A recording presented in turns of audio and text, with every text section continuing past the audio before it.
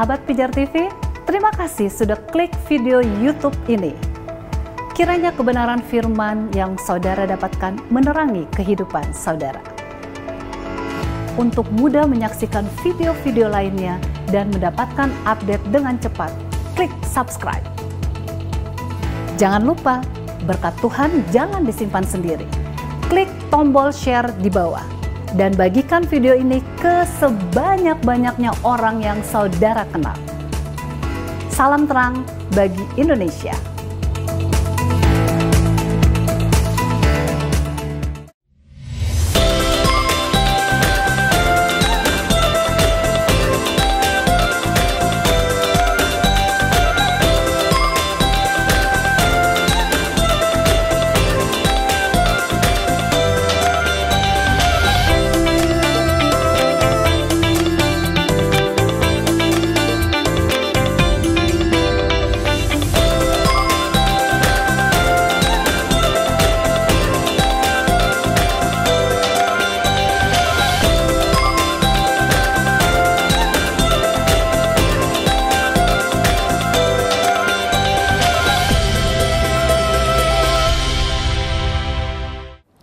Shalom, salam sejahtera pemirsa Pijar TV dimanapun Anda berada. Senang sekali kita kembali berjumpa dalam program acara Ku Tahu Yang Ku Percaya. Pada episode ini kita masih bertemakan pengakuan iman rasuli dan juga masih dalam pembahasan yang berkaitan pada kata kedatangannya. Kalau pada waktu episode yang lalu kita berbicara waktu kedatangannya, bagaimana kedatangannya, dan saat ini kita berbicara mengenai tanda-tanda kedatangannya.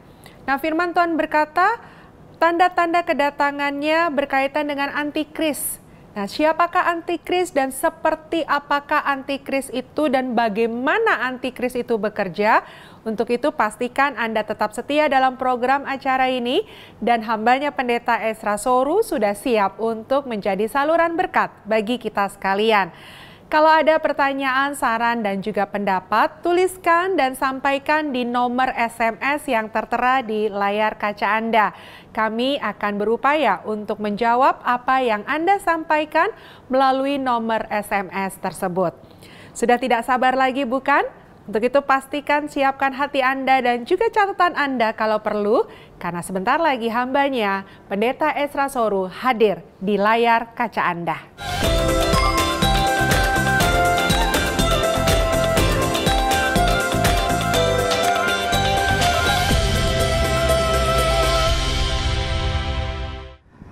Shalom, salam sejahtera, puji nama Tuhan bahwa hari ini kami dari Pijar TV boleh kembali menjumpai Anda dalam program Ku Tahu Yang Ku Percaya, suatu program pengajaran iman Kristen yang menanamkan dasar-dasar atau fondasi dasar iman Kristen melalui pelajaran-pelajaran Alkitab yang sangat baik. Dan karena itu saudara-saudara, kami bersyukur bisa ada kembali mengudara di tengah-tengah atau untuk saudara-saudara. Dan sebagai informasi bagi saudara bahwa program Ku Tahu Yang Ku Percaya kali ini diproduksi dari Kupang, NTT. Karena kita berada dalam masa COVID-19, maka beberapa peserta juga adalah pemirsa setia dari Pijar TV dari berbagai daerah. Dan karenanya beberapa teman dari beberapa daerah di Indonesia, dari Sulawesi, dari Bali, dari beberapa daerah yang lain boleh mengikuti juga acara ini bersama-sama dengan kami melalui aplikasi Zoom. Dan Pijar TV senantiasa berusaha untuk membawa firman Tuhan dan pengajaran yang baik kepada saudara-saudara. Dan puji Tuhan bahwa sekian lama Pijar TV telah jadi berkat bagi banyak orang. Dan apabila saudara sudah menerima berkat-berkat rohani dari pelayanan Pijar TV, saudara juga perlu terlibat di dalam memberkati banyak orang. Dan kami senantiasa mengharapkan dukungan saudara, dukungan doa, juga dukungan dana. Karena itu bagi saudara-saudara yang mempunyai kerinduan untuk ambil bagian dalam pekerjaan ini, di layar kaca Anda ada nomor rekening, Anda boleh salurkan bantuan Anda atau berkat Tuhan yang ada pada Anda untuk dipakai, dipergunakan buat pelayanan Pijar TV ke depannya. Baik saudara yang terkasih, kita ada dalam pembahasan tentang pengakuan iman rasuli. Dan dari episode-episode yang telah lewat kita sudah bahas banyak hal. Kita ada pada pembahasan kalimat dari sana ia akan datang untuk menghakimi orang yang hidup dan yang mati. Dan ia akan datang. Ini bicara kedatangan Yesus. Kita sudah bicara banyak hal tentang kedatangan Yesus. Dan kita sampai pada pembahasan tentang peristiwa-peristiwa yang mendahului kedatangan Yesus. Jadi apabila Tuhan Yesus akan datang kembali di sini, maka sebelum peristiwa ini, itu sudah harus ada sejumlah peristiwa yang mendahuluinya. Dan kita sudah mempelajari sejumlah peristiwa yang mendahuluinya. Ada peristiwa di mana Injil itu akan diberitakan kepada seluruh bangsa. Ada pertobatan Israel. Ada tanda-tanda seperti gempa bumi, perang, bencana alam, dan peristiwa-peristiwa alam lainnya. Lalu munculnya para penyesat, nabi palsu. Lalu munculnya juga masa aniaya besar. Lalu masa murtad besar. Ya. Dan yang berikut itu adalah akan munculnya Sang Antikristus. Munculnya Sang Antikristus itu dinyatakan dalam 2 Tesalonika pasal yang kedua, ayat yang ketiga. Coba dibacakan 2 Tesalonika 2 ayat 3. 2 Tesalonika 2 ayat 3. Sebab sebelum hari itu haruslah datang dahulu murtad, dan haruslah dinyatakan dahulu manusia durhaka. Sebab sebelum hari itu, kalau dilihat dalam Alkitab Indonesia, hari itu pakai H besar, berarti hari khusus. Dan konteksnya itu adalah hari kedatangan Yesus. Sebelum hari itu, hari kedatangan Yesus, harus muncul murtad, itu yang sudah kita bahas. Dan haruslah dinyatakan dahulu manusia durhaka. Nah, siapa manusia durhaka ini? Manusia durhaka itu adalah Sang Antikristus. Jadi sebelum Yesus datang, Antikristus harus muncul. Karena itu sebelumnya saya sudah jelaskan, Yesus tidak bisa datang malam ini. Banyak orang bilang malam ini Yesus bisa datang. Tidak bisa datang malam ini. Kenapa? Karena Antikristus belum muncul, belum menyatakan diri.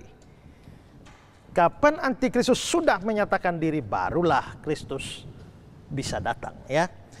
Nah, karena itu maka ini adalah peristiwa menjelang kedatangan Kristus. Saya akan membahas sedikit tentang Antikristus ini. Pertama-tama kita perlu mengerti apa yang dimaksudkan dengan Antikristus.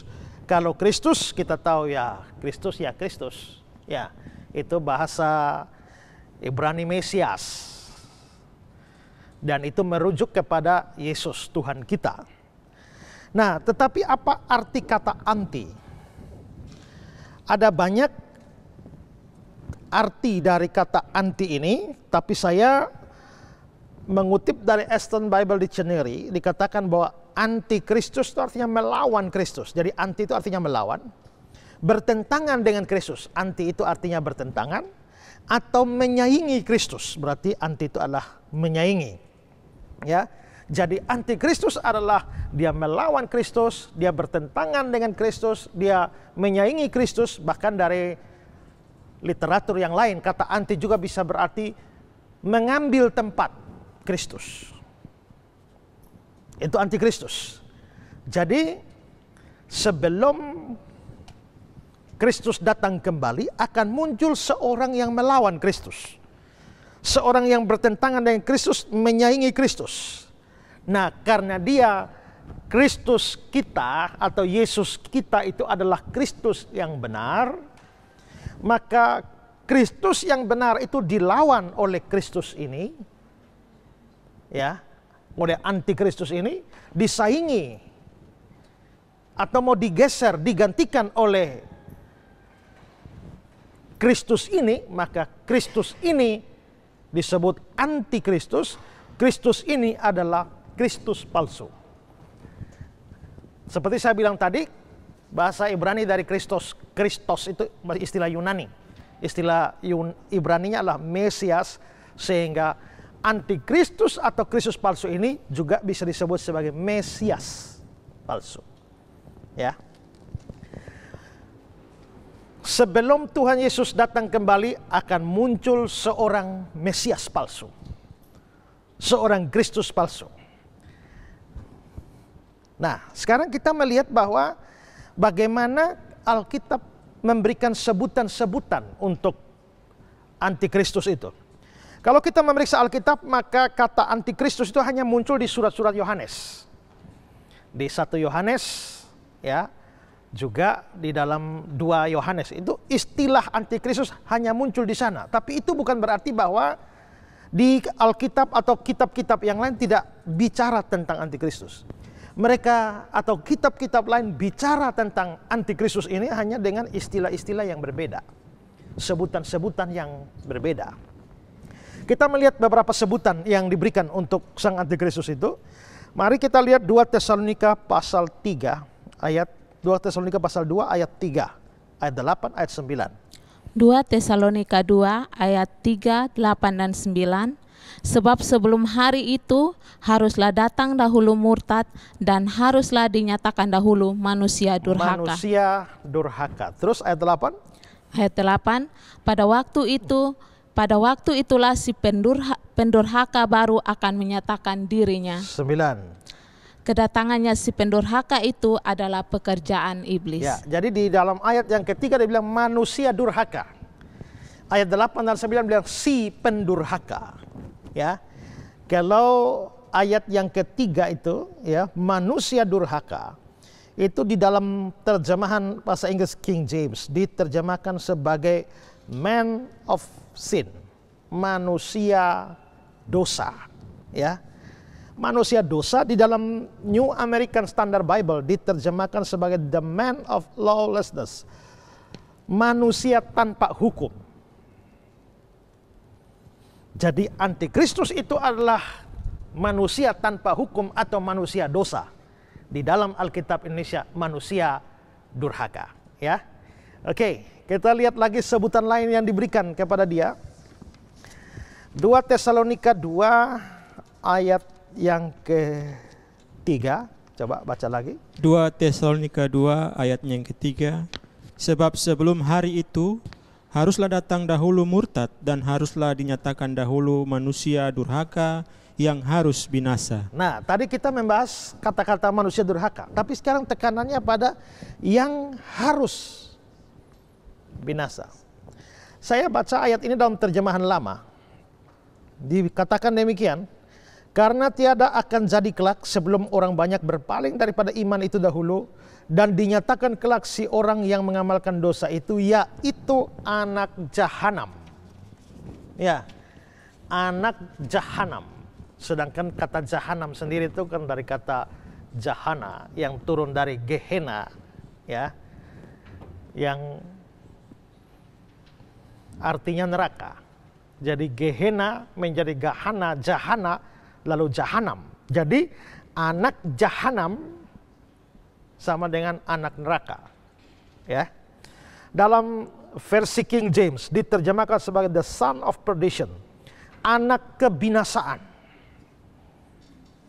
Dalam New American Standard Bible diterjemahkan sebagai the son of destruction, anak kehancuran. Jadi tadi dia manusia tanpa hukum, dia manusia dosa, sekarang dia anak kebinasaan, anak jahanam, anak kebinasaan. Nah, ini sebutan untuk antikristus. Lalu kita melihat Matius 24 ayat 15. Matius 24 ayat 15.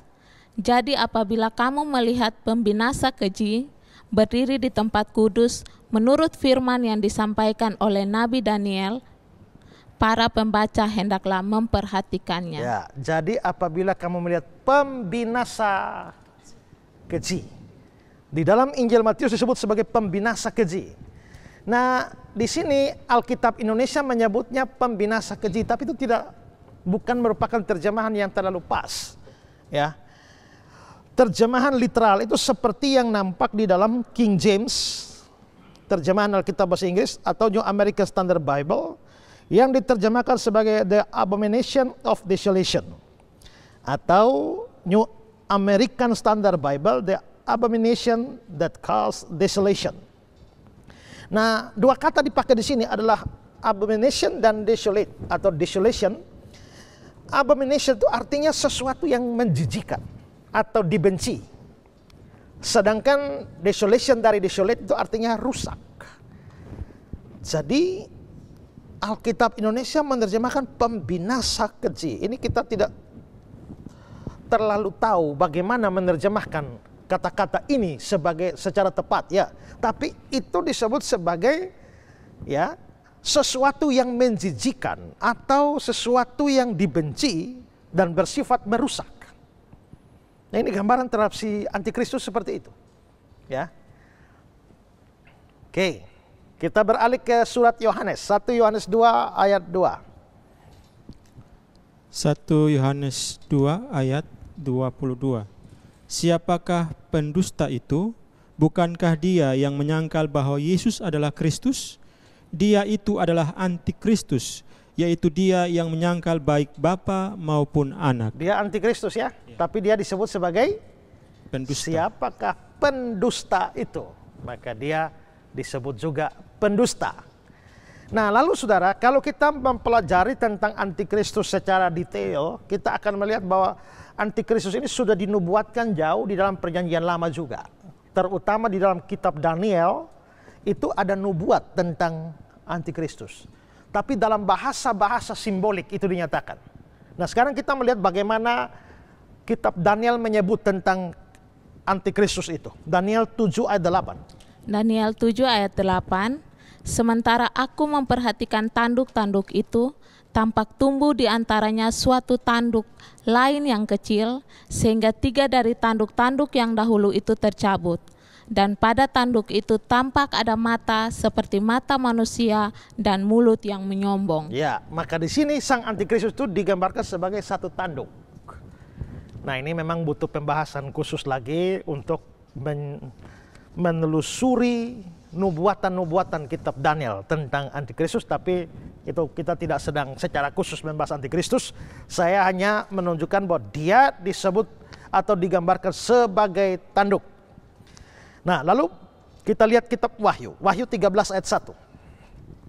Wahyu 13 ayat 1, lalu aku melihat seekor binatang keluar dari dalam laut, bertanduk 10 dan berkepala 7.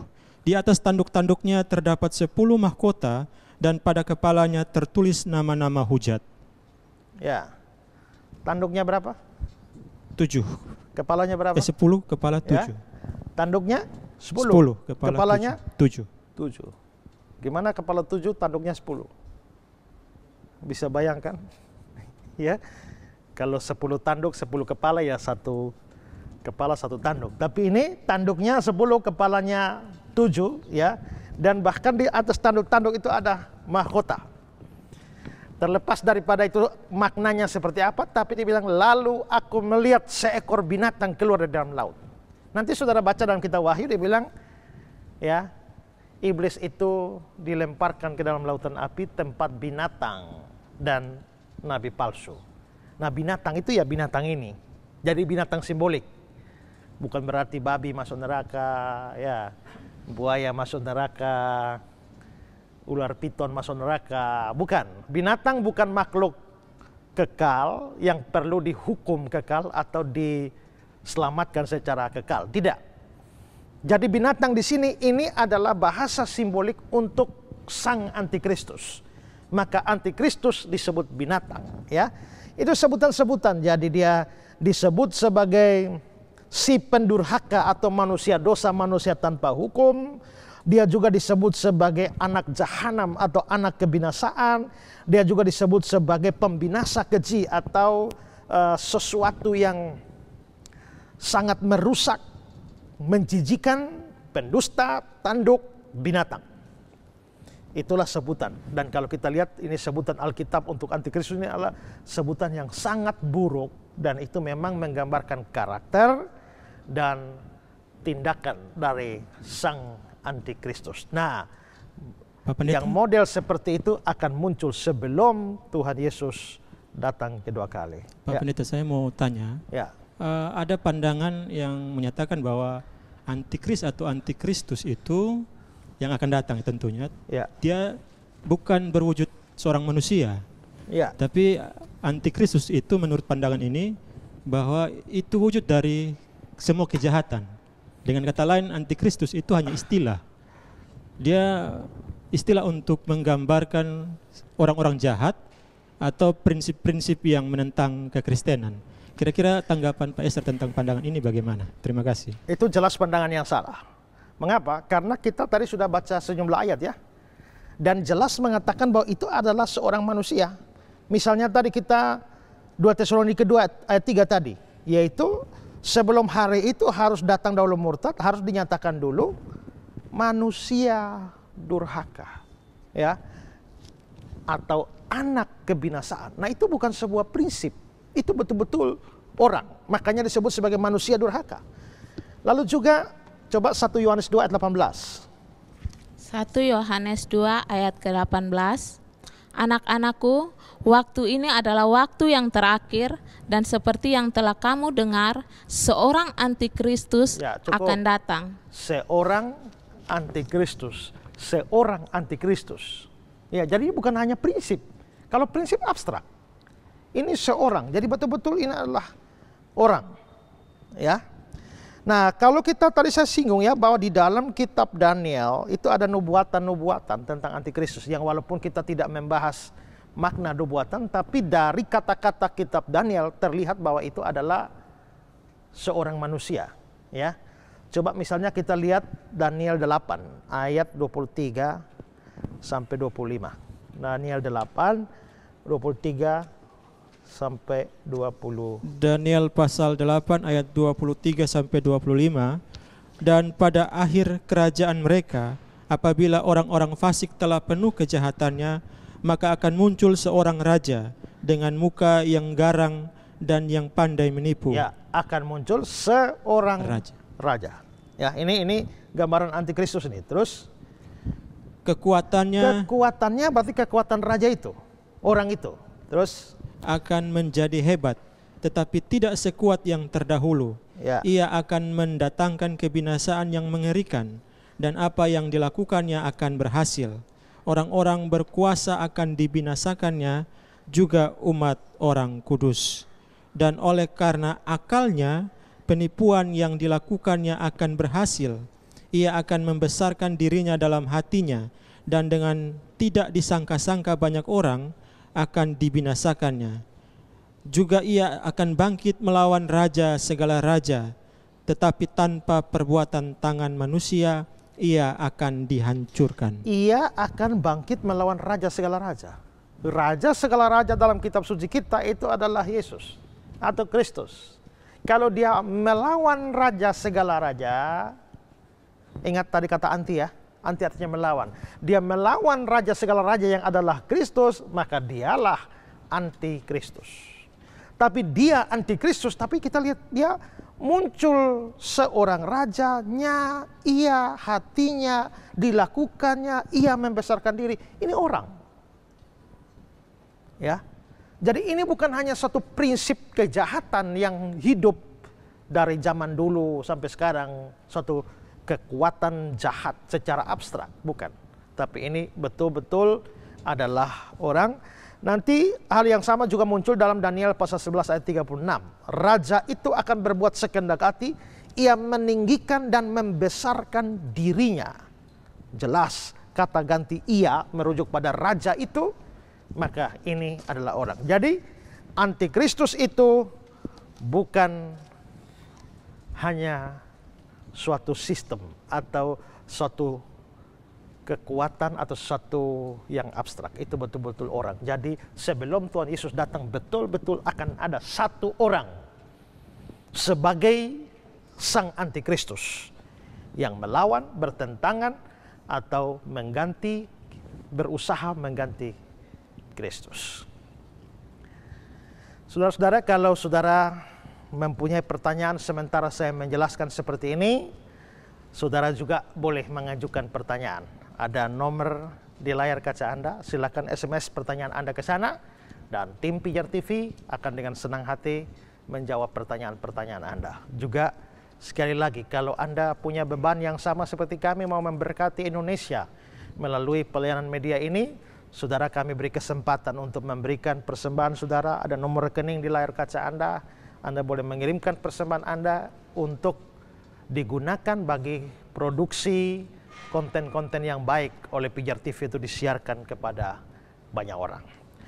Nah, kita sudah melihat bahwa antikristus itu disebut dengan macam-macam sebutan. Sekarang hal yang ketiga yang ingin saya bicarakan dari pembahasan soal antikristus ini adalah sebenarnya antikristus ini sudah ada dari zaman dulu.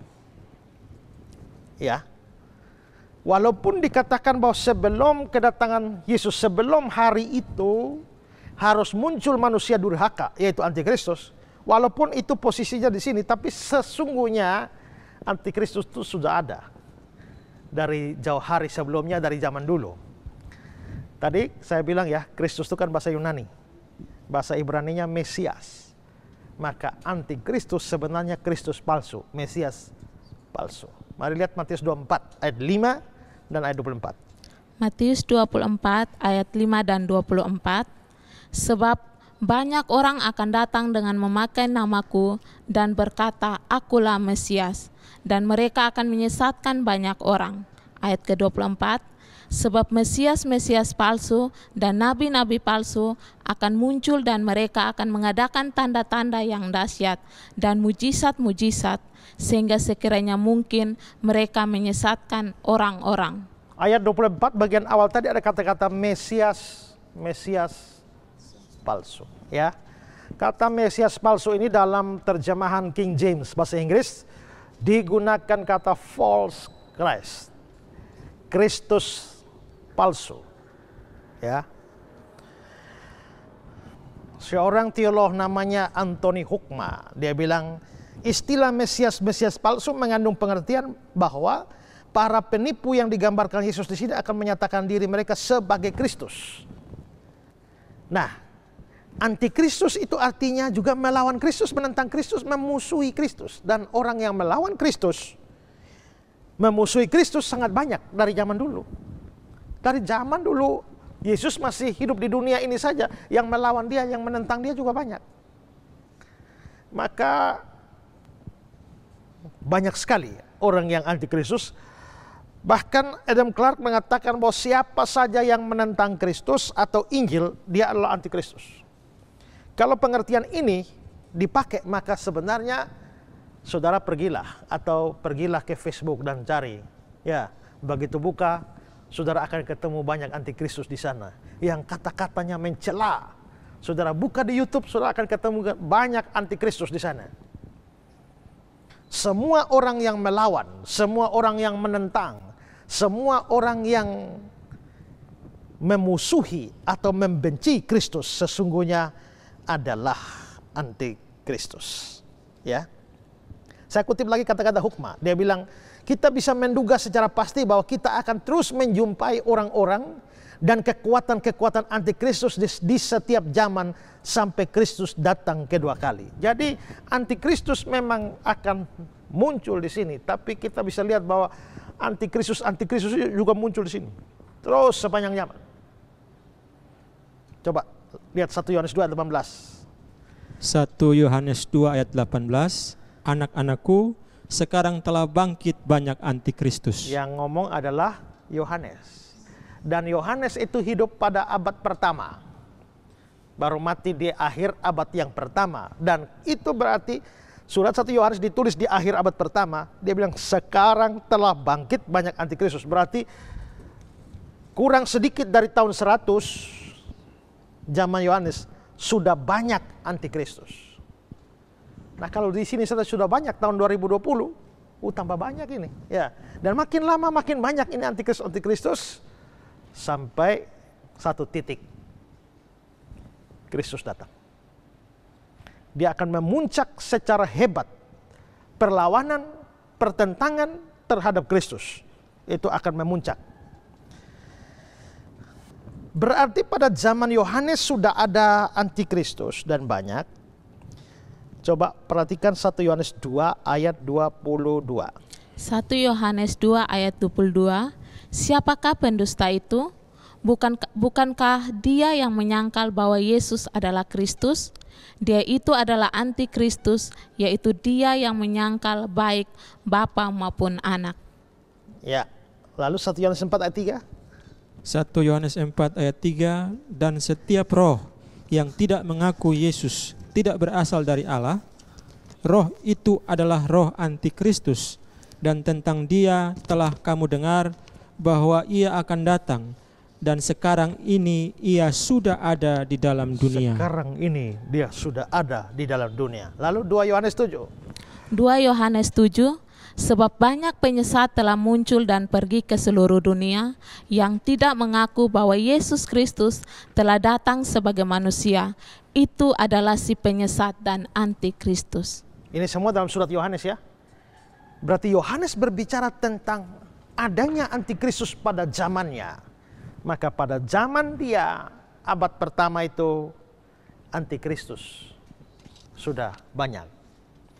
Hanya antikristus ini sebenarnya adalah, kalau setiap zaman ada antikristusnya, berarti antikristus ada banyak ya. Ya. Sekarang lihat ayat 18, 1 Yohanes 2 ayat 18. 1 Yohanes 2 ayat 18, anak-anakku, waktu ini adalah waktu yang terakhir, dan seperti yang telah kamu dengar, seorang antikristus akan datang. Sabar. Seorang antikristus Akan datang. Antikristus berapa orang? Seorang. Seorang, satu. Sudah datang? Akan datang. Berarti belum. Berarti zaman Yohanes belum. Ya. Iya, belum. Dia belum datang, tapi dia satu orang. Iya. Terus lanjut. Sekarang telah bangkit banyak antikristus. Sekarang telah bangkit banyak antikristus. Antikristus ada berapa banyak? Sekarang banyak. Banyak. Iya. Sudah muncul? Sudah. Telah bangkit. Telah bangkit. Nah, kalau begitu sebenarnya antikristusnya ada dua model. Dua macam. Ada antikristus jamak yang banyak-banyak itu, ya. Tapi ada antikristus satu lagi yang itu hanya satu orang. Yang antikristus banyak itu sudah muncul. Tapi yang antikristus satu orang ini dikatakan akan datang, ya, akan datang. Jadi dengan kata lain begini, ada antikristus besarnya, bosnya, ya, bosnya belum datang, nanti bosnya itu yang akan muncul, manusia durhaka itu, ya, anak kebinasaan itu yang akan muncul sebelum Kristus datang. Sementara bosnya belum datang, antikristus kecil-kecil, anak buahnya, itu sudah muncul sepanjang sejarah. Sebelum Kristus Yesus datang ke dunia sudah ada pendahulu. Siapa? Sebelum Kristus datang waktu Natal sudah ada lebih dulu. Siapa? Ratakan tanah bergelombang. Yohanes. Siapa? Yohanes Pembaptis. Jadi Yohanes Pembaptis itu pendahulu Kristus yang mempersiapkan jalan bagi Kristus. Maka dia meratakan jalan, ratakan tanah bergelombang. Apalagi?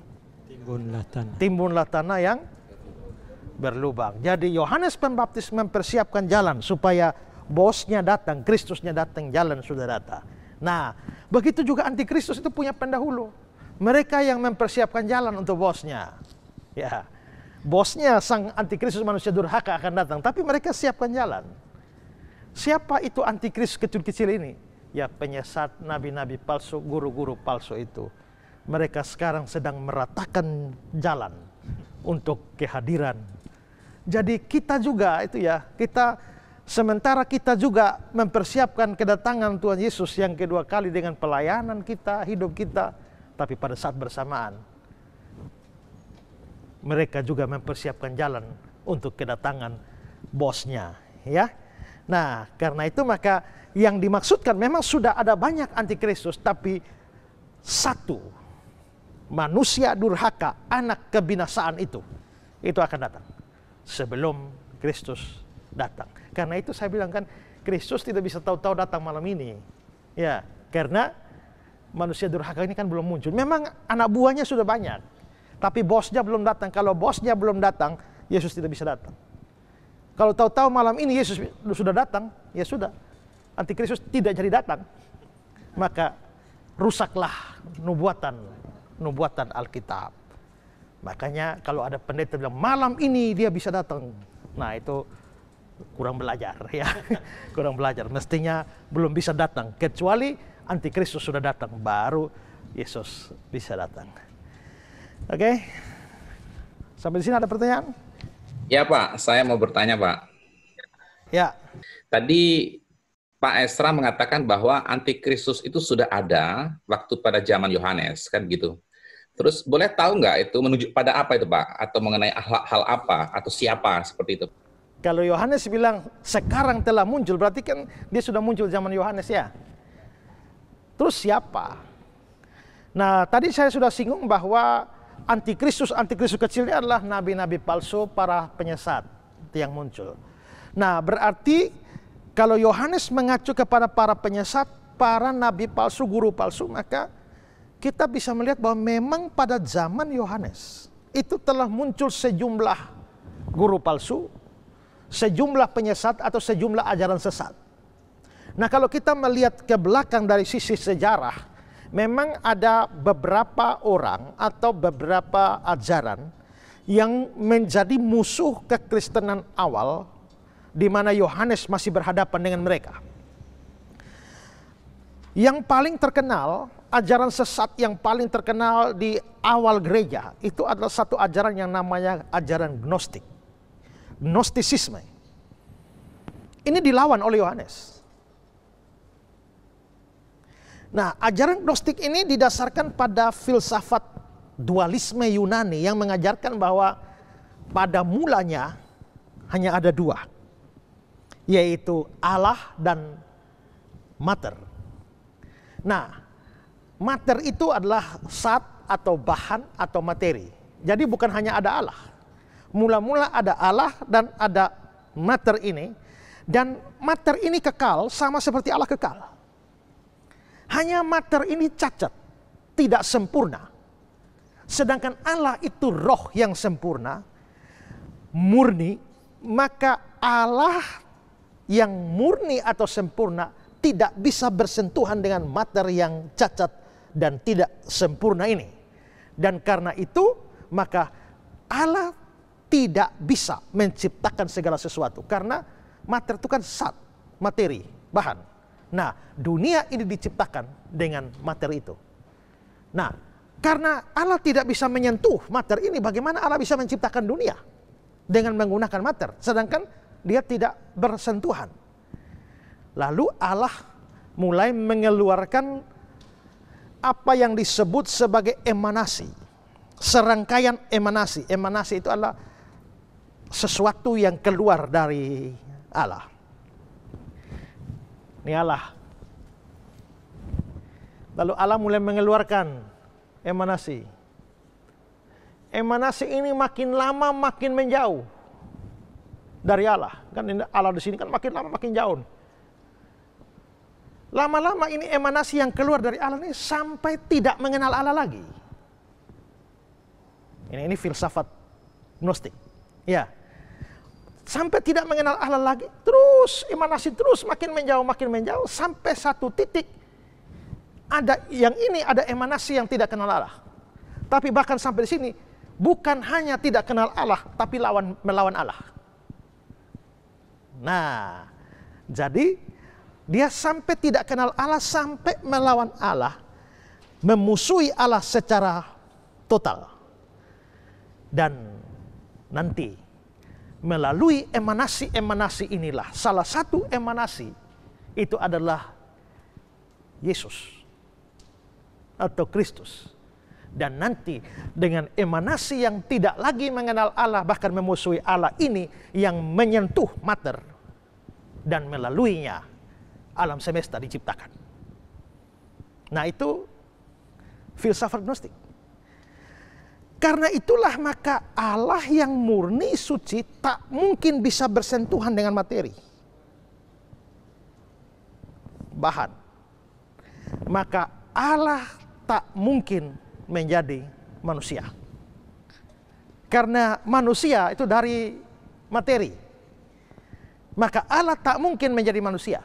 Itulah sebabnya maka Gnostisisme menolak Allah telah datang sebagai manusia, yang namanya Yesus Kristus. Ditolak oleh Gnostik. Injil Yohanes sebenarnya dari latar belakangnya adalah satu Injil yang ditulis untuk melawan Gnostisisme. Makanya Yohanes dalam pembukaan Injilnya dibilang pada mulanya firman, firman bersama-sama dengan Allah, firman itu adalah Allah. setelah dia bahas panjang lebar ayat 14, firman itu telah menjadi daging, menjadi manusia.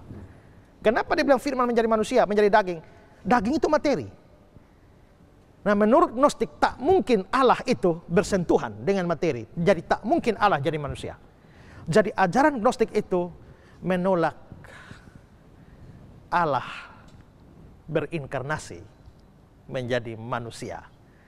Maka itulah yang disebut Yohanes sebagai antikristus, yang menolak Allah telah datang sebagai manusia.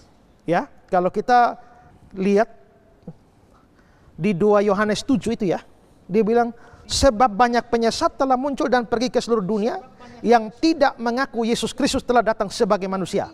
Dia adalah penyesat dan antikristus. Nah, Yohanes pasti sedang memaksudkan Gnostisisme. Pernah dengar ada Injil Yudas? Ya. Injil Thomas, Injil Maria Magdalena, Injil Kebenaran, ya, dan beberapa Injil lain yang dikenal sebagai Nag Hammadi Library. Itu sejumlah Injil yang ditemukan di desa Nag Hammadi di Israel sana.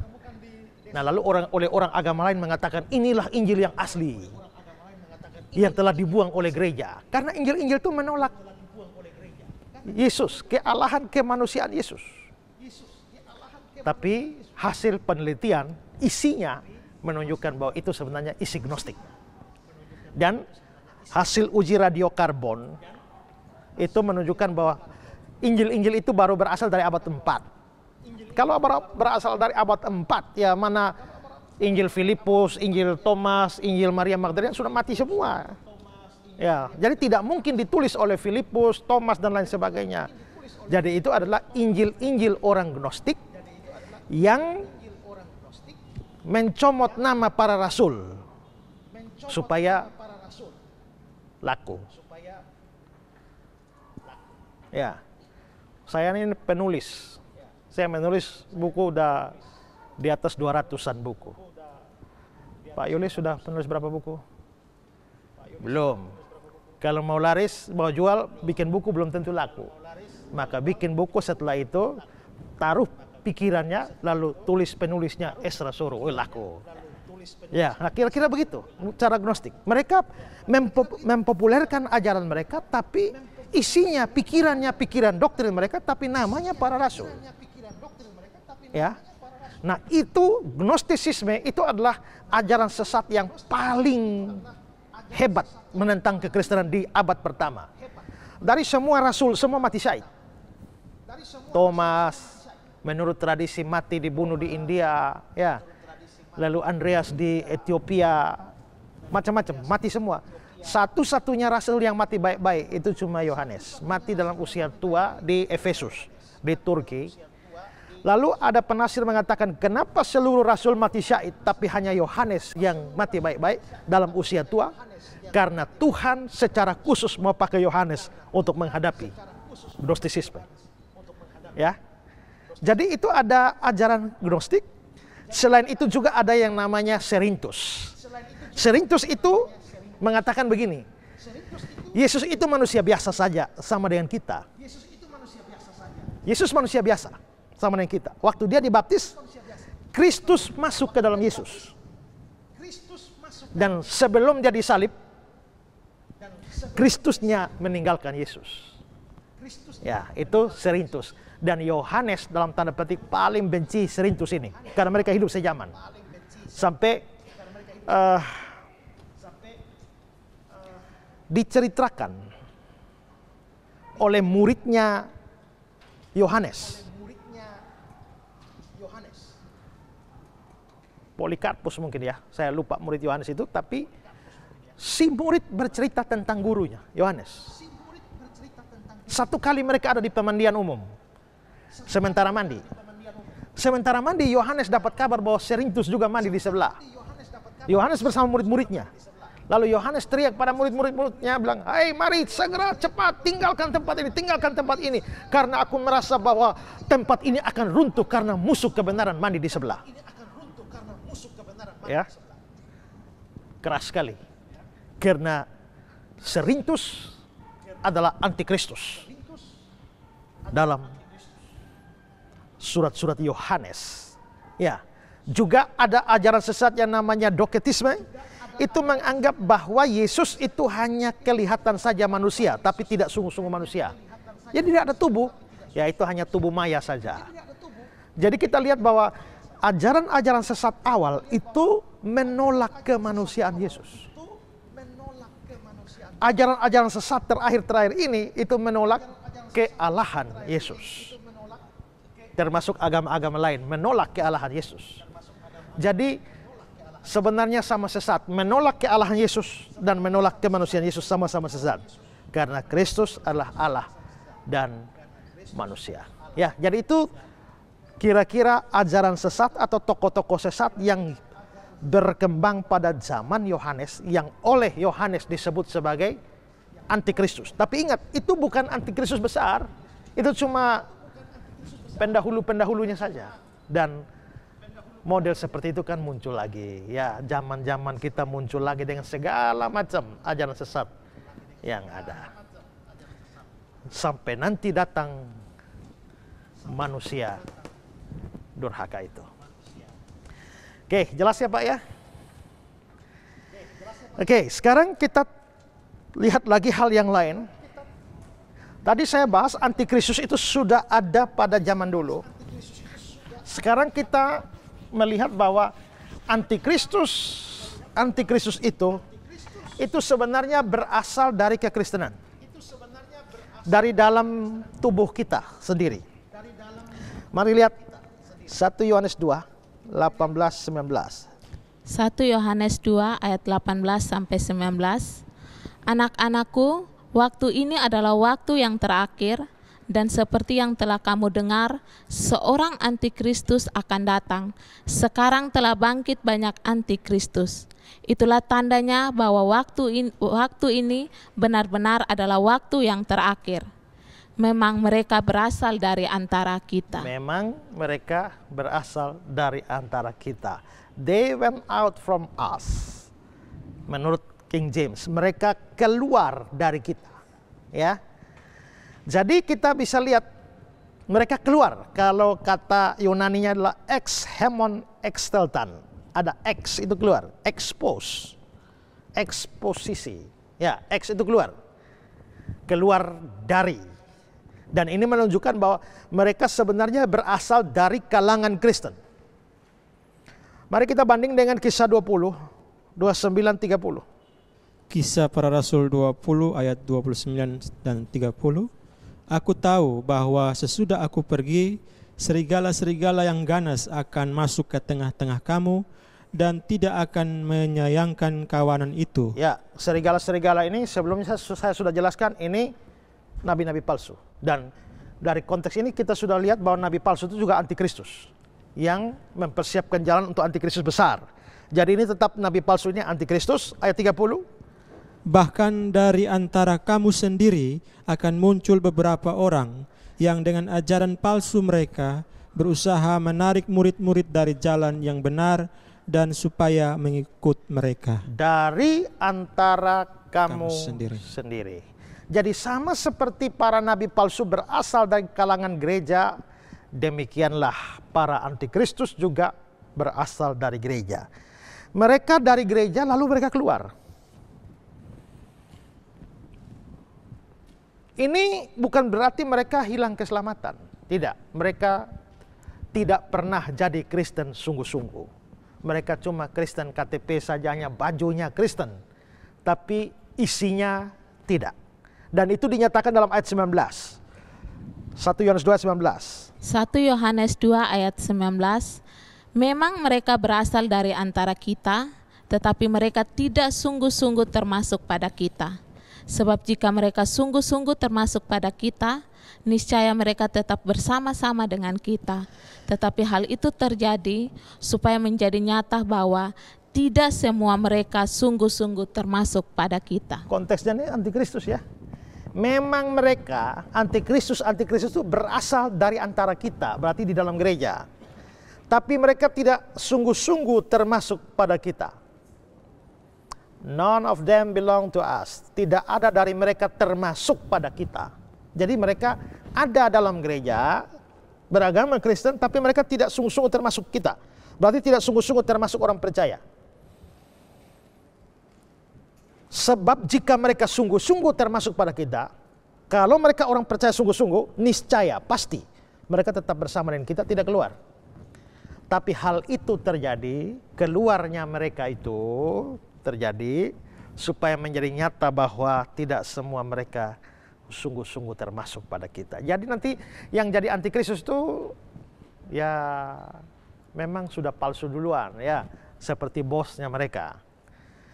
Karena itu yang ada di dalam gereja tapi tidak sungguh-sungguh percaya itu berpotensi menjadi antikristus. Kalau saudara hari ini ada dalam gereja tapi saudara tidak sungguh-sungguh, walaupun saudara majelis gereja, saudara pendeta sekalipun, kalau saudara tidak sungguh-sungguh percaya Yesus, maka saudara bisa jadi antikristus. Berhati-hatilah. Jangan bangga bahwa saya sudah Kristen dari kecil, bahkan belum keluar dari rahim ibu saja saya sudah Kristen, ya. Ya. Karena ada praktek orang membaptis anak sementara ibunya hamil.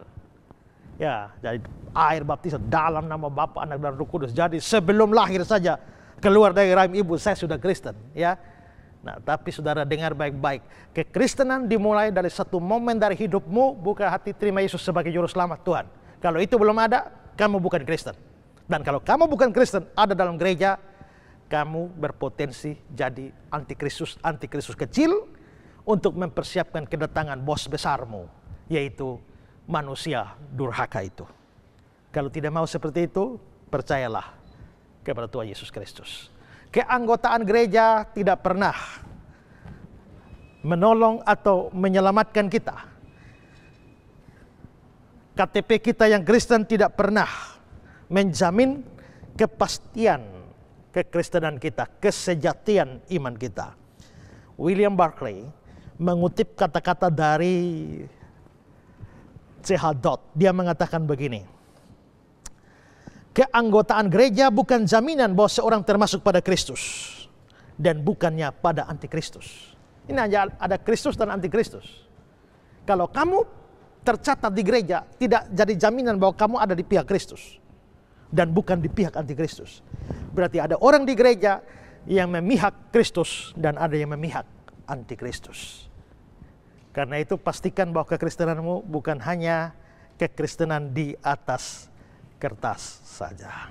Baik saudara-saudara, pada waktu saya memberi penjelasan ini, saya menjelaskan hanya sedikit saja dari apa yang tentang antikris Alkitab bicarakan. Dan ini pasti saya yakin bahwa itu menyelesaikan banyak pertanyaan di pikiran saudara. Nah, saya beri kesempatan kepada saudara, boleh mengajukan pertanyaan, ada nomor yang di layar kaca Anda, silakan Anda kirimkan SMS pertanyaan Anda dan kami dari Pijar TV dengan senang hati akan menjawab setiap pertanyaan saudara. Dan juga ada nomor rekening di layar kaca Anda. Kalau Anda terbeban untuk membantu Pijar TV dari keuangan untuk bisa memproduksi konten-konten yang sangat baik dan sangat bermutu untuk perkembangan iman Kristen, pengajaran dan juga pemberitaan Injil, maka Anda boleh ambil bagian di sana dengan memberikan persembahan saudara, dan persembahan saudara benar-benar akan dipakai dengan penuh tanggung jawab di hadapan Tuhan untuk pelebaran kerajaannya. Ya, Pak Esra, saya mau bertanya. Saya mau bertanya mengenai materi kita hari ini tentang antikristus. Sampai kapan antikristus berkuasa di dunia ini sebelum dia dihukum oleh Tuhan? Antikristus yang mana? Yang kecil-kecil atau yang besar tadi? Yang besar ya? Kalau yang kecil-kecil memang dari dulu sudah ada ya. Tapi yang besar ini berapa lama dia berkuasa? Nah, ini mirip dengan pertanyaan yang dalam episode sebelumnya yang bertanya soal berapa lama masa aniaya besar itu akan berlangsung. Nah, ada waktu pertanyaan itu saya singgung ada suatu aliran yang percaya bahwa itu akan berlangsung pada selama 7 tahun ya, dan terlebih pada 3,5 tahun yang pertama. Nah, aliran yang sama itu mengatakan bahwa antikristus pada masa antikristus akan berlangsung 3,5 tahun juga. Yakni setengah tahun dari 7 tahun pertama. Di antara rapture, pengangkatan, dan kedatangan Kristus yang kedua. Dasarnya mereka apa? Itu Daniel pasal 7 ayat 25. Coba baca. Daniel 7 ayat 25, dan mereka akan diserahkan ke dalam tangannya selama 1 masa dan 2 masa dan setengah masa. 1 masa, 2 masa dan setengah masa. 2 masa, Setengah masa. setengah masa. 1 tambah 2 tambah setengah, 3,5. 3,5, 3,5. Itulah sebabnya mereka menafsirkan bahwa antikristus akan berkuasa 3,5 tahun. Kalau 3,5 tahun itu berapa bulan? 1 tahun 12 bulan, ya? 3 tahun, 3,5 tahun, 42 bulan. Coba sekarang lihat Wahyu 13 ayat 15. Wahyu 13 ayat 5. Dan kepada binatang itu diberikan mulut yang penuh kesombongan dan hujat, kepadanya diberikan juga kuasa untuk melakukannya 42 bulan lamanya. Ya, dan kepada binatang itu, saya sudah sebut tadi ya, bahwa binatang itu adalah sebutan untuk antikristus. Kepada binatang itu, berarti kepada antikristus itu diberikan mulut yang penuh kesombongan hujat, kepadanya diberikan kuasa melakukannya 42 bulan. Berarti 42 bulan ini sama dengan 3,5 tahun. 3,5 tahun, 42 bulan, berapa hari? Sekarang lihat Wahyu 12 ayat 6. Wahyu 12 ayat 6, perempuan itu lari ke padang gurun, di mana telah disediakan suatu tempat baginya oleh Allah, supaya ia dipelihara di situ 1260 hari lamanya. 1260 hari. Perempuan itu dilarikan dan disembunyikan.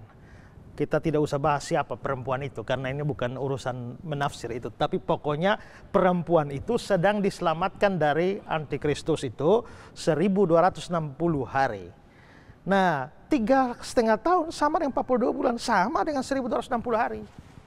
Nah, karena ada kaitan dengan antara di Daniel ini dan kitab Wahyu, maka aliran ini menganggap bahwa memang antikristus berkuasa 3,5 tahun, 42 bulan atau 1260 hari. Tapi jawaban saya sama seperti waktu saya membahas masa Great Tribulation itu. Bahwa angka-angka di sini, ini kan dua ini dari Wahyu. Yang adalah kitab-kitab penuh dengan simbolik, angka-angka simbolik. Sedangkan Daniel juga, ini kan penglihatan. Sehingga penglihatan Daniel ditambah dengan kitab Wahyu yang sifatnya simbolik, kita tidak bisa mengartikan apalagi angka-angka di sana secara harfiah. Ya. Jadi menetapkan bahwa itu adalah 1260 hari harfiah atau 42 bulan, 3,5 tahun secara harfiah, menurut saya agak sukar untuk menerima penafsiran semacam itu. Nah, menurut saya waktu 3,5 tahun atau 42 bulan atau 1260 hari itu hanyalah menyatakan bahwa kekuasaan antikristus itu dibatasi oleh Tuhan. Ini cocok dengan Matius 24 ayat 22. Coba baca.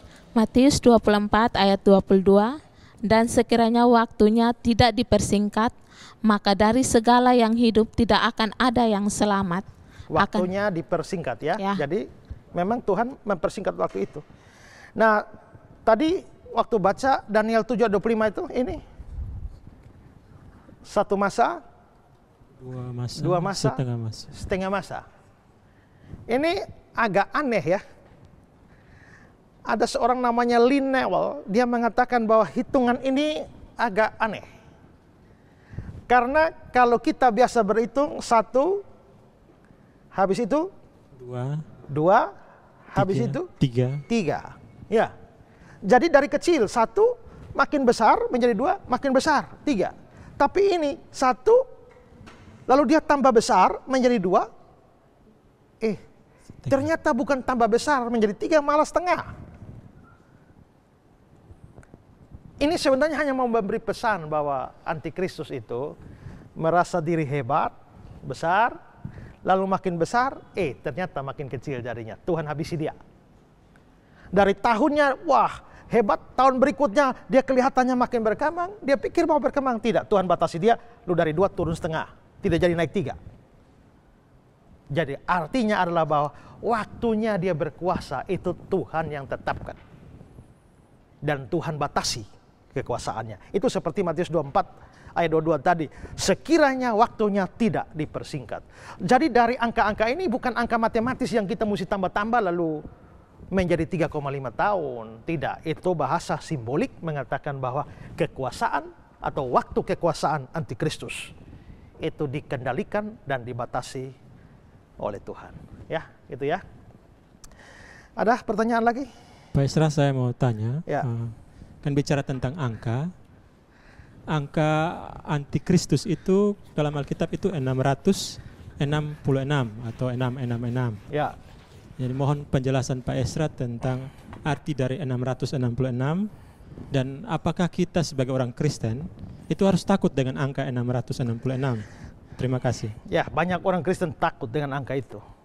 Makanya kalau kena plat nomor 666, wah ini mobil antikristus ini atau motor antikristus.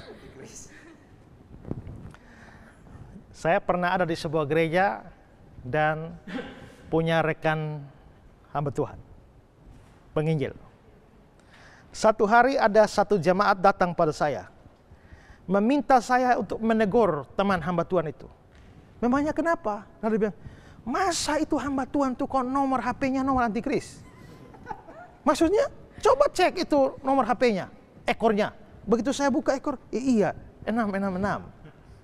Nah, mereka marah dia, masa itu hamba Tuhan kok pakai antikris, nomor antikris. Jadi kelihatannya banyak orang terlalu alergi dengan angka 666. Pokoknya muncul 666 maka itu antikris. Ya. Seharusnya kita tidak perlu takut kalau kita memahami dengan baik. Ya. Nah, memang pada zaman dulu itu ada satu metode yang namanya metode gematria atau isopsepi. Gematria itu cara menghitung bilangan atau menghitung nama huruf itu dikaitkan dengan angka-angka ekuivalen. Karena setiap angka, setiap huruf itu punya angka ekuivalen. Kita misalnya angka Latin, huruf Latin A, B, C, D, E, atau Yunani, ya, alfa, beta, gamma, delta, atau Ibrani, alef, bet, gimel, dan seterusnya. Nah, saya ambil contohlah dalam Latin saja supaya memudahkan kita. A, B, C, D, E. Nah, A itu diberi angka 1. B itu 2. C 3, D 4, E 5. Ya. Nanti kalau 5, 6, 7, 8, 9, 10 tidak ada 11. Begitu 10 langsung 20. 10, 20, 30, 40, 50, 60, 70, 80, 90, 100 tidak ada 101. 100 langsung loncat 200. Gitu. Jadi kalau ada orang nama Aba, maka A ini 1, B ini 2, kembali A 1, 1 tambah 2 tambah 1 sama dengan 4. Berarti Aba itu punya bilangan nama 4. Berarti Aba bukan antikris. Nah, gitu ya, cara hitungnya gitu. Nah,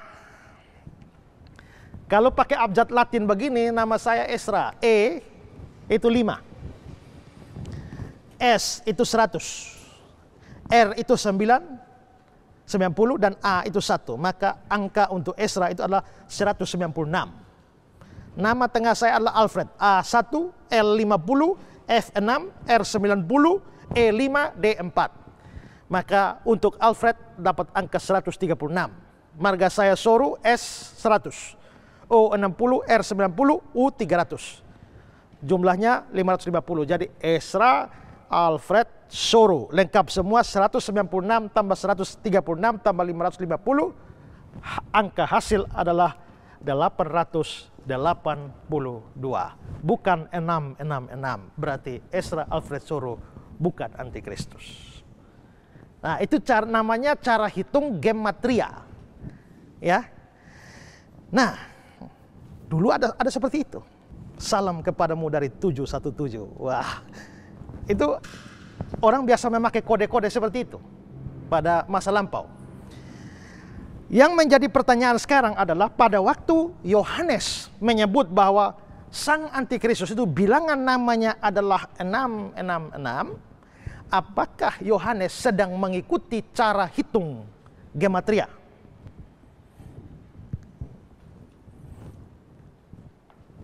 Menurut saya tidak. Kenapa? Karena seperti saya sudah ngomong berulang-ulang, angka-angka, apalagi dalam kitab Wahyu, itu hampir pasti tidak bisa diartikan sebagai harfiah. Itu simbolik. Sehingga tidak bisa 666 ini ya, kalau tadi takut plat nomor atau nomor HP itu karena memahaminya harfiah. Tapi ini angka-angka simbolik. Dan seharusnya kita memecahkan simbol apa di balik itu. Kedua, kalau hanya sekedar 66 ini pakai metode gematria, maka kita bisa dari sepanjang sejarah orang sudah mencari tahu nama orang, dan ini 666 ini bisa kena di banyak orang. Ya. Maka sepanjang sejarah, kata Barclay, itu orang sudah hitung-hitung sehingga banyak orang angkanya 666. Misalnya Paus pernah kena, dianggap antikris karena hitung-hitung namanya pas. John Knox, Martin Luther, Napoleon Bonaparte, dan tokoh-tokoh yang lain. Hitler juga pernah dihitung-hitung angkanya. Lalu juga ada Kaisar Nero, itu dihitung-hitung angkanya, kena juga 666. Ada juga Kaisar Caligula, Kaisar Trajan, ada Paus Benedictus IX, ada Paus V, Muhammad, John Calvin, Theodore Beza, Napoleon Bonaparte. Ada juga John Kennedy, Gorbachev, Ronald Reagan, Bill Gates. Itu semua dikaitkan. Kenapa? Karena pakai gematria ini. Kok bisa? Karena metode mereka begini, kalau pakai nama satu tidak sampai, pakai nama kedua. Ya. Kalau tidak cukup, tambah dengan marganya. Ya. Kalau tidak cukup juga, tambah dengan misalnya Ezra tidak pas, Alfred tidak pas. Kalau begitu tambah Soro juga tidak pas. Kalau begitu tambah pendeta di depan, tidak pas juga, tambah STH di belakang. Pokoknya segala macam ditambah. Ya. Jadi pokoknya ada yang ditambah, ada yang dikurang. Supaya bisa kena 666. Ya. Kalau pakai bahasa Latin tidak dapat, pakai Yunani. Pakai Yunani tidak dapat, pakai Ibrani. Maka ada penafsir yang mengatakan bahwa zaman dulu semua orang melihat musuh bebuyutannya sebagai antikristus.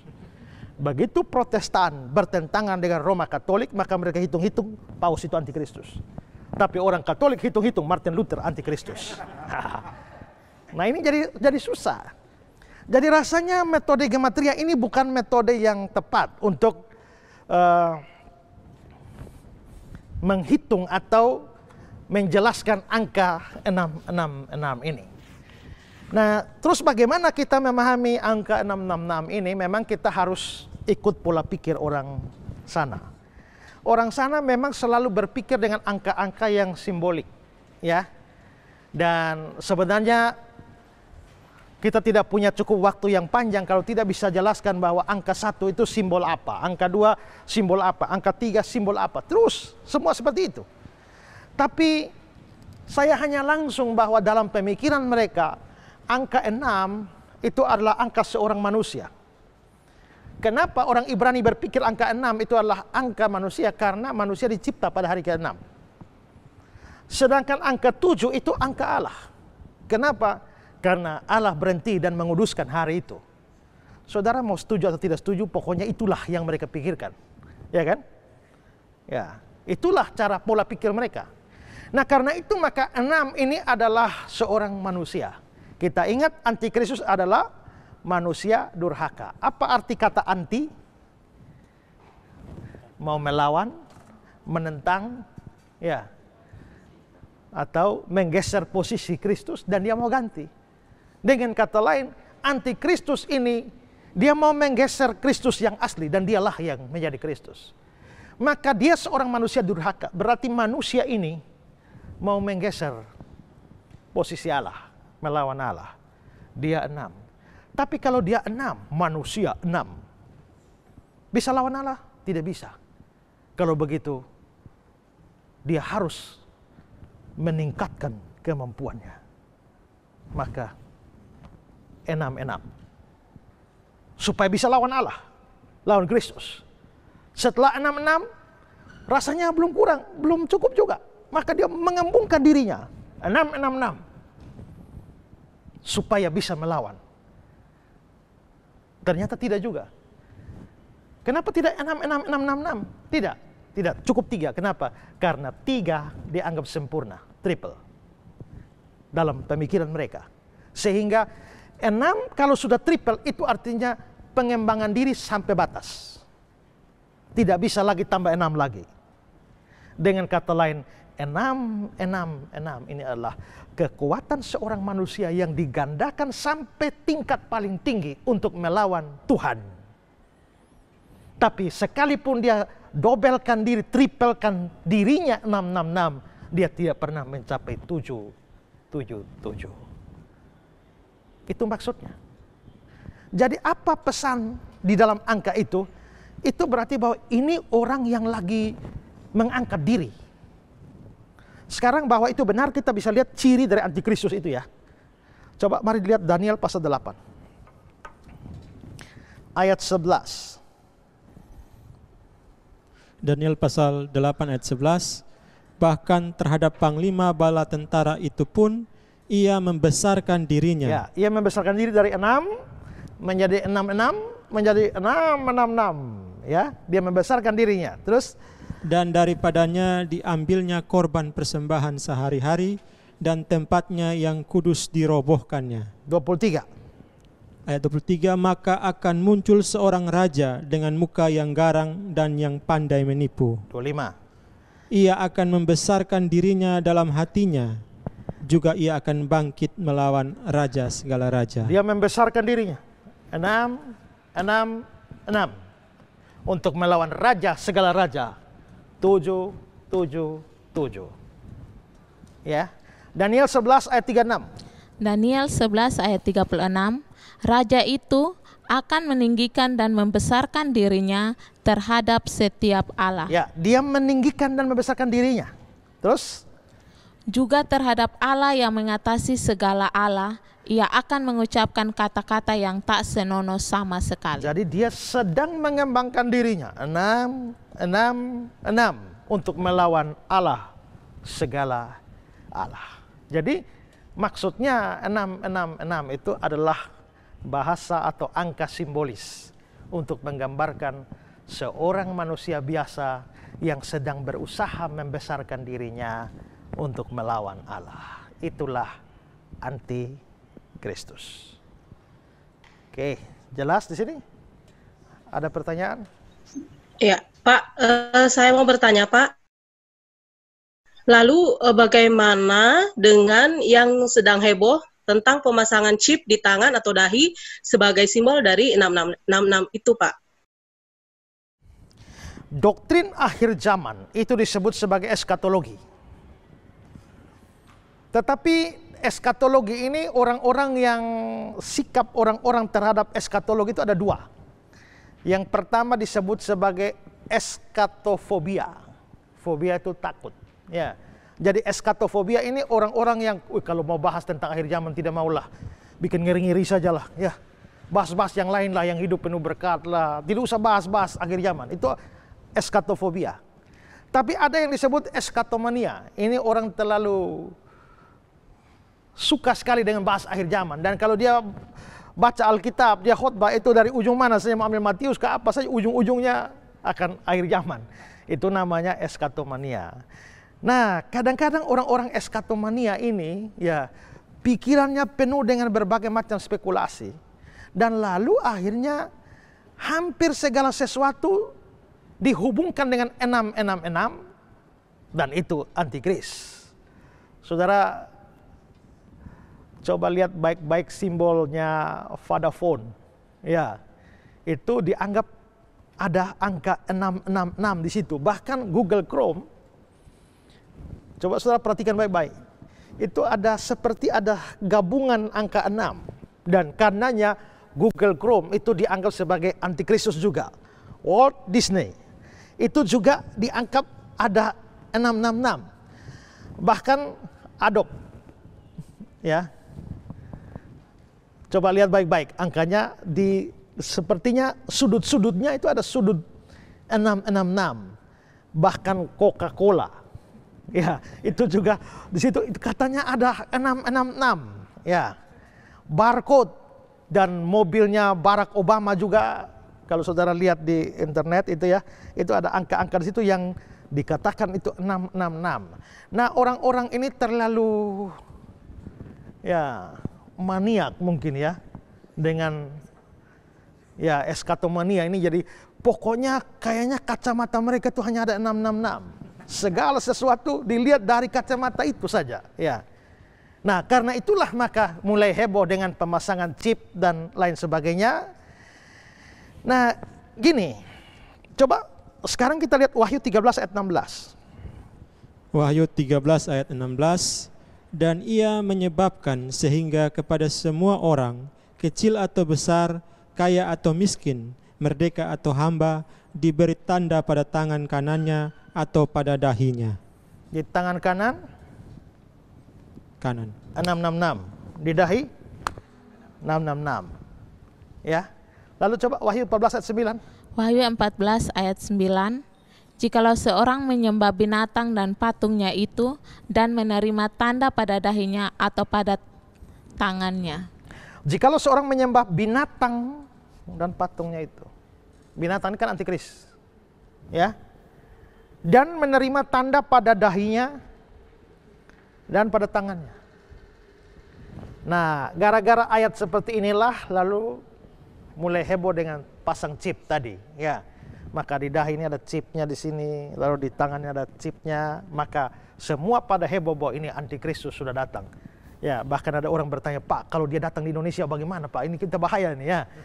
Nah, ini sudah fobia.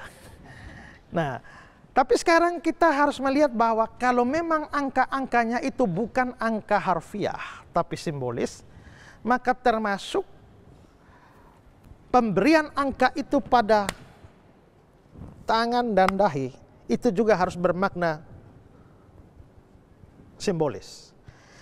Nah, 666 pada dahi dan tangan dari pengikut antikristus. Pengikut antikristus diberi tanda. Tapi ingat bahwa kita yang percaya bukan pengikut antikristus, kita pengikut Kristus. Kita pengikut Kristus juga ada tanda. Coba Wahyu 7 ayat 3 dan 4. Wahyu 7 ayat 3 dan 4 katanya, janganlah merusakkan bumi atau laut atau pohon-pohon sebelum kami memeteraikan hamba-hamba Allah kami pada dahi mereka.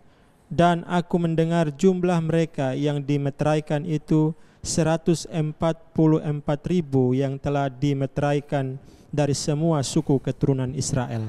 Dimeteraikannya di mana? Dahi. Dahi. Berarti untuk orang percaya juga ada meterai di dahi. Berarti kita juga dapat cap di sini. Ternyata tidak kan? Tidak ada orang menafsirkan bahwa betul-betul untuk pengikut Kristus ada cap di situ. Lalu Wahyu 14 ayat 1. Wahyu 14 ayat 1.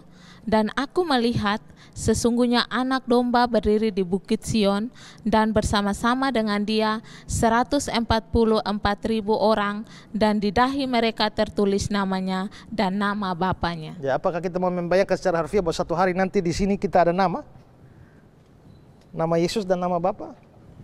Tidak. kita memaknai bahwa untuk pengikut Kristus ada tanda di dahi mereka, tapi tidak harfiah. Kenapa kita harus menafsirkan bahwa untuk antikristus itu harus harfiah? Tidak. Maka bagian itu harusnya tidak diartikan secara harfiah, itu secara simbolis. Ada metrai. Nah, Simon Kistemaker mengatakan bahwa metrai itu mengesahkan keaslian dan kepemilikan. Dan ini berarti semua orang kudus adalah milik Allah. Jadi maksudnya kita dimetraikan. Ini sama seperti di kampung-kampung sana ya. Ada sapi, lalu ada cap, EAS, itu berarti Ezra Alfredo, itu berarti sapi itu milik saya. Ya, itu kan? Nah, berarti itu meterai itu tanda milik. Nah, kalau dikatakan bahwa kita diberi tanda di dahi kita, itu bukan harfiah betul-betul ada nama Tuhan di sini, tidak. Tapi maksudnya adalah kita ini dimeteraikan sebagai milik Allah. Begitu juga angka simbolis 666 ada di tangan dan di dahi dari pengikut antikristus, menunjukkan bahwa mereka itu milik dari antikristus. Seperti kita milik Kristus, mereka milik antikristus. Tapi ada penafsir yang memberikan makna lebih, bahwa kenapa di dahi dan di tangan? Antikristus itu pikirannya melawan Allah, menentang Allah. Nah, kalau tanda itu taruh di dahimu, artinya pikiranmu sedang melawan Allah. Tanganmu berarti kekuatanmu itu sedang melawan Allah. Jadi antikristus dan seluruh pengikutnya sebenarnya otak mereka itu adalah otak perlawanan pada Allah. Seluruh kekuatan mereka, tenaga mereka, apa yang mereka lakukan dengan tangan mereka, semuanya bersifat menentang Allah, menentang Kristus. Itulah makna 666 di tangan mereka dan di dahi mereka. Nah, kalau penafsiran semacam itu, maka sebenarnya itu tidak ada urusannya dengan pasang chip. Dulu heboh-heboh itu barcode itu ya. Itu angka-angka itu dihitung itu 666, itu bahaya itu. Padahal Alkitab saja keluar ada barcode-nya. Ya. Nah, seluruh HP-mu itu ada itu. Kalau begitu kita tidak hidup lagi di dunia ini ya. Nah ini karena ya orang terlalu banyak memikirkan ya ini eskatomania ini, maka segala sesuatu selalu dihubungkan dengan antikristus. Ya. Nah, ini memang pembahasan tentang antikristus menarik, tapi ingat bahwa saya tidak sedang secara khusus membahas antikristus. Kita lagi bahas pengakuan iman rasuli bahwa dari sana dia akan datang kembali. Nah, kalau Yesus akan datang kembali, berarti yang dibahas apa tanda-tanda yang mendahului kedatangannya, yaitu antikris. Maka saya beri penjelasan sedikit remah-remah tentang antikristus ini ya. Tapi kalau ini misalnya menimbulkan banyak pertanyaan di dalam pikiran saudara, nah kami beri kesempatan. Ini ada nomor di layar kaca Anda. Silahkan kirimkan pertanyaan dan tim Pijar TV dengan senang hati akan menjawabnya. Dan sekali lagi, kalau saudara rindu juga bekerja sama, bergandengan tangan dengan Pijar TV di dalam menyebarkan kebenaran ini ke banyak orang, saudara kami beri kesempatan ambil bagian di dalam pendanaan setiap program tayang Pijar TV ini. Ada nomor rekening di layar kaca Anda boleh kirimkan persembahan di sana. Dan kami pastikan dalam tanggung jawab kepada Tuhan bahwa semua akan dipergunakan secara maksimal untuk pemberitaan firman Tuhan. Nah, di akhir episode ini, saya Pendeta Ezra Soro bersama dengan rekan-rekan yang di studio mengucapkan salam terang bagi Indonesia. Tuhan memberkati saudara.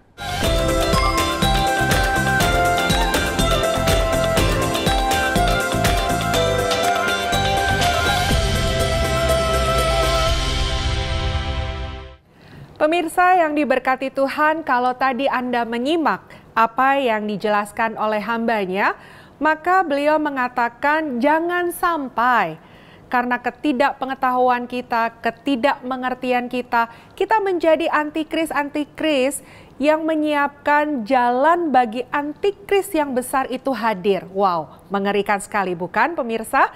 Tetapi saya percaya dengan penjelasan hambanya tadi, kita sudah mendapatkan arahan dan pencerahan untuk bagaimana kita memahami situasi tersebut.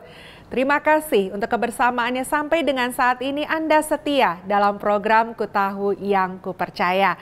Kami juga mengucapkan terima kasih untuk donasi yang sudah Anda berikan kepada Pijar TV. Dengan demikian, program acara ini tetap bisa ditayangkan dan juga kami bisa memproduksi program-program baru lainnya yang memberkati Anda sekalian. Saya pamit undur diri dari episode ini, tetapi jangan khawatir pemirsa, kami akan hadir lagi dalam episode yang lainnya.